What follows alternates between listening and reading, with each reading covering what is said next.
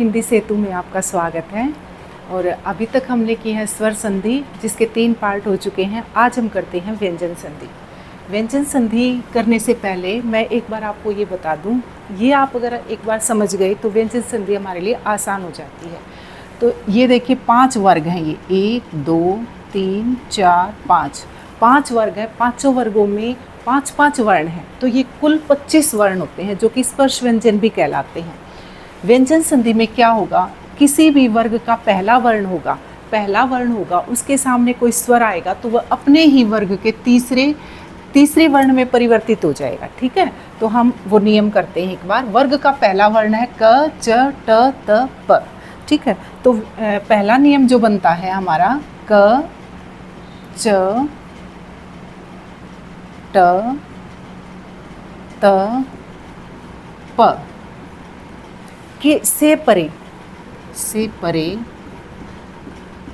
कोई भी स्वर आ जाए,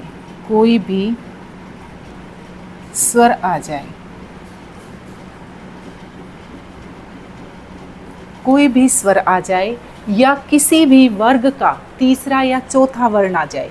किसी भी वर्ग का एक नियम ये है। दूसरा, किसी भी वर्ग का तीसरा या चौथा वर्ण आ जाए,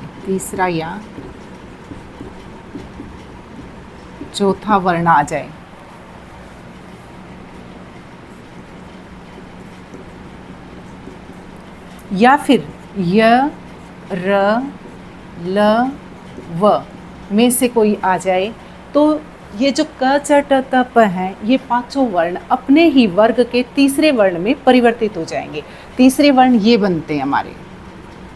ठीक है, अब हम करके देखते हैं। जैसे जगत प्लस अम्बा। ठीक है,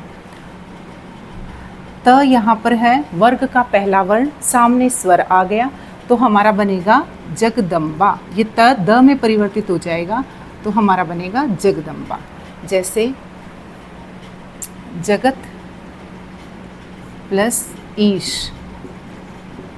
अब यहाँ पर देखिए त है यहाँ पर और सामने ई आ गया, कोई भी स्वर आ गया तो त जो है वो किस में बदल जाएगा, अपने ही वर्ग के तीसरे में, द में बदल जाएगा, तो जगदीश बन जाएगा हमारा।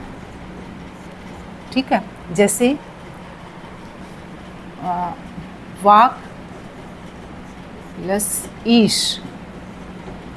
ठीक है, क आ गया, वर्ग का पहला वर्ण किस में बदलेगा, ग में बदलेगा, तो हमारा बन जाएगा वागीश। अब हम इन उदाहरणों के माध्यम से और समझ लेते हैं एक बार। त वर्ग का पहला वर्ण किस में बदलेगा, द में बदलेगा, तो हमारा हो जाएगा उद्योग। यह आ गया, ये भी नियम था कि य र ल व में से भी कोई स्वर हो, या तीसरा या चौथा वर्ण हो, या य र ल व हो, तो यह हमारे पास आ गया। नेक्स्ट है सत। त के सामने ध आ गया, ध मतलब त थ द ध, चौथा वर्ण, तीसरा या चौथा वर्ण, तो ध हमारा चौथा वर्ण है, तो ये त बदल जाएगा अपने ही वर्ग के तीसरे में, सद्धर्म बन जाएगा। अब है प वर्ग का पहला वर्ण, सामने क्या आ गया, द आ गया, किसी भी वर्ग का तीसरा, जरूरी नहीं है कि प वर्ग का ही आए, जी नहीं, किसी भी वर्ग का तीसरा या चौथा वर्ण आ सकता है।